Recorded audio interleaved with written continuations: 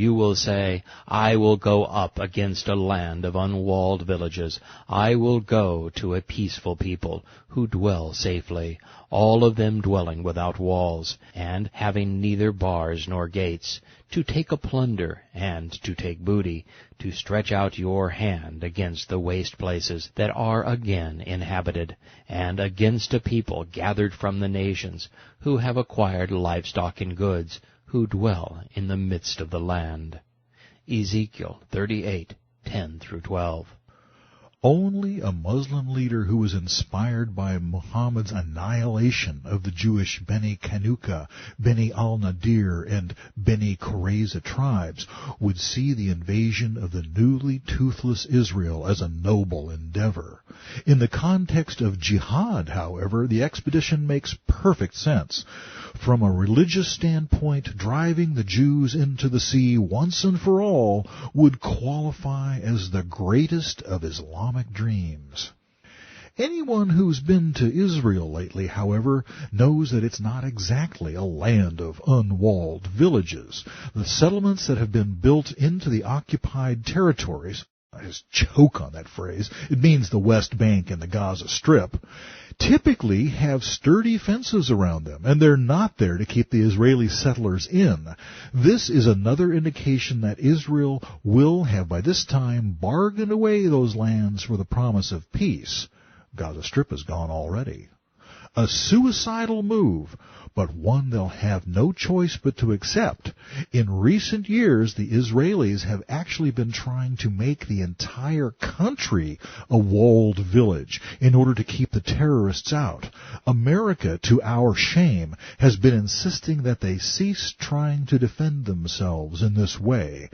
I read from these verses that the barrier will indeed be torn down before the War of Magog.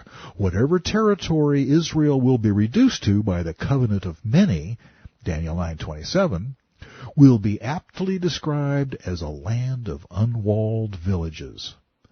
And the defending UN peacekeeping armies?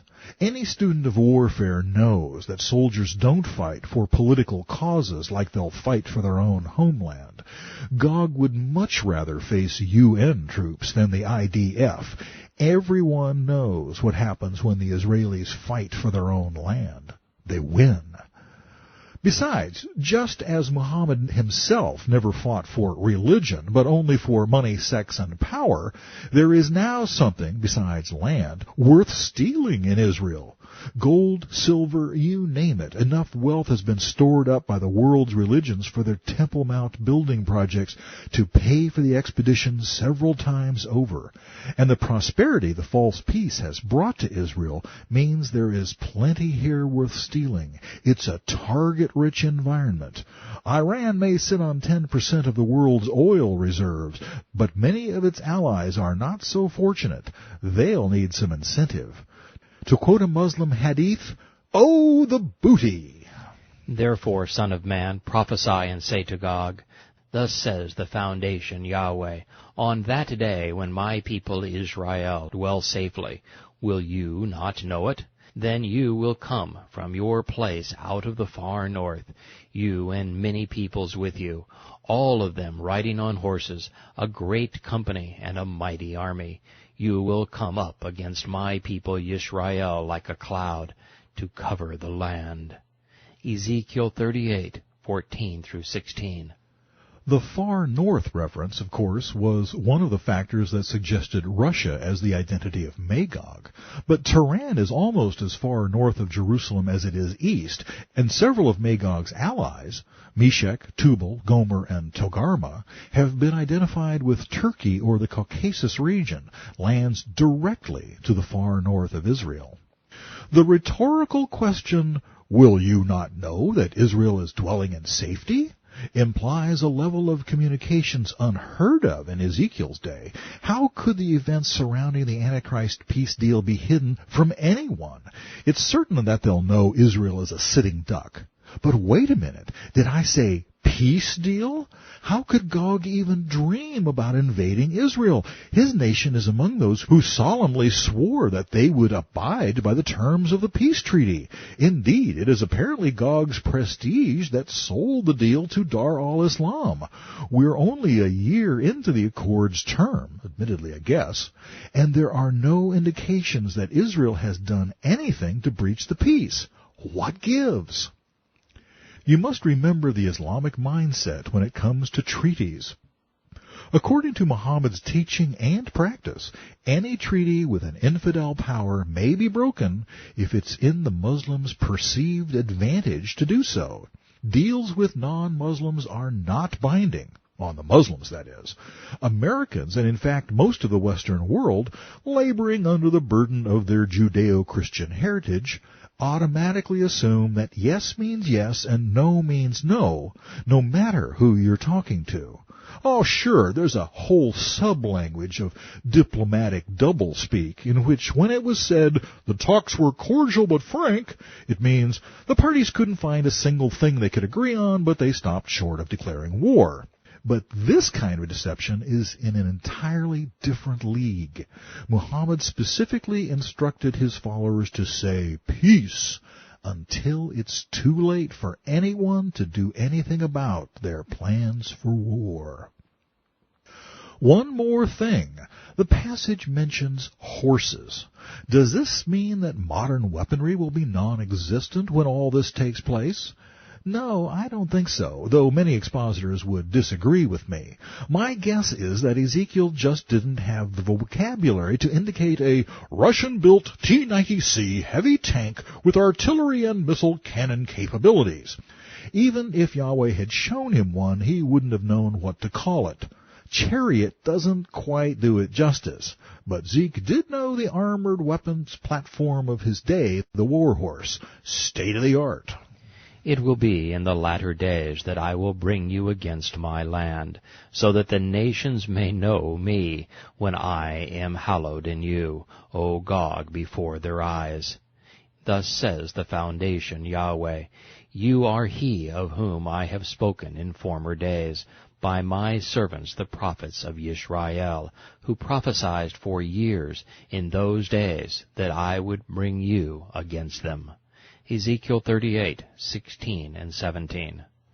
Here we get our first hint as to what Yahweh intends to do with Gog and his Muslim hordes.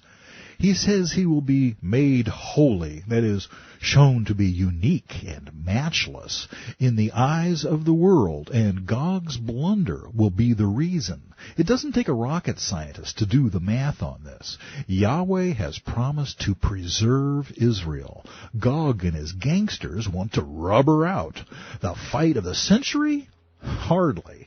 I must save the details of the actual battle for a future chapter, but suffice it to say this won't be quite as easy as Gog figured.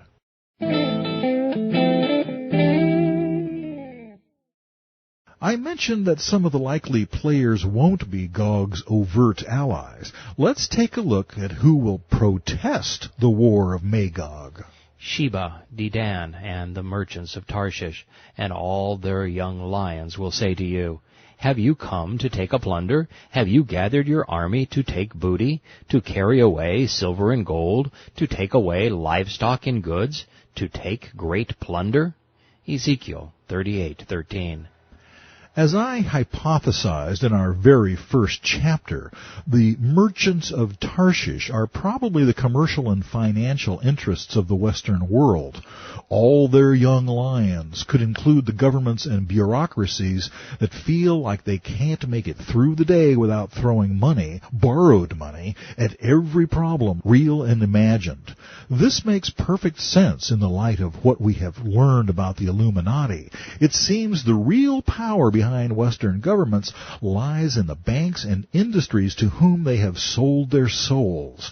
But why would they protest the aggression? They've been making a fortune arming both sides for decades. Could it be that they're afraid that this one might get out of control and burn them along with the primary antagonists? Or could it be that they just want to appear to be peacemakers, knowing that such pleas for restraint invariably fall on deaf ears? Or are they merely playing the game they themselves invented, trying to keep all sides in every conflict as evenly matched as possible, assuring maximum destruction, which in turn precipitates maximum profits when war inevitably engulfs their clueless pawns? Of course, it's possible that the strictly literal interpretation is the correct one, that the merchants of Tarshish and their young lions, lodging diplomatic protests, are Spain and its Latin American progeny. But I'm having a hard time visualizing that one. Considering the force of arms brought to bear, these efforts to avert the invasion sound pretty lame, don't they? I have a feeling that Gog will think so, too. He will no doubt protest his innocence and deny his warlike intentions at the UN and in the world press, and then do pretty much as he pleases. Sound familiar? It's exactly what Muhammad would have done. Sheba and Dedan will also be among those who lodge diplomatic protests when Magog invades Israel. So who and where are they? Sheba was at the southern tip of the Arabian Peninsula, today's Yemen, and Dedan was located in western Arabia. The modern equivalent is Saudi Arabia. This is fascinating. Saudi, home of the two, quote, holiest Muslim sites, Mecca and Medina, the custodian of the world's largest oil reserves, the possessor of one of the best-equipped military organizations in the region, not to mention being the unrivaled source of financing for worldwide terrorism, is seen not fighting in Allah's cause, but protecting its own backside when the chips are down. The one Muslim nation whose heritage demands that it picks up the torch of Islam and lead the final jihad against the Jews, those despised infidels who have the temerity to occupy a fraction of 1% of the land the Muslims claim by right of conquest, are happy to let others with less to lose go in and risk their lives for the cause, opting instead to sponsor UN resolutions and debate the merits of sanctions against the aggressors. How appropriate. Muhammad usually did exactly the same thing, sending in his thugs to do the dirty work while staying a safe distance from the battleground himself. The Prophet stayed at home with his harem on at least 50 of the 75 raids he ordered. His platitudes and promises spurred his jihad warriors on to murder, mayhem, and mammon, of which he was all too pleased to take his 20% off the top. But he wouldn't do any wet work himself unless there was little or no personal risk. He told his followers, in effect, that he'd love to go into battle and be killed. Well, he used the term martyred. But his people just couldn't get along without him. Yeah, right. So we see Saudi Arabia and Yemen sitting this one out, or at least intending to. I find it ironic that Yemen was the home of Islam's first rock idol, Ar-Rahman, the one Muhammad invoked before he switched to Allah. But what about Egypt and Syria then? In all of Scripture, very little is said of Syria. Damascus has been judged in the past for her sins and will be again, see Isaiah 17:1. But I find little direct reference to Syria's role in the events of the last days. Indirect, though, is another matter.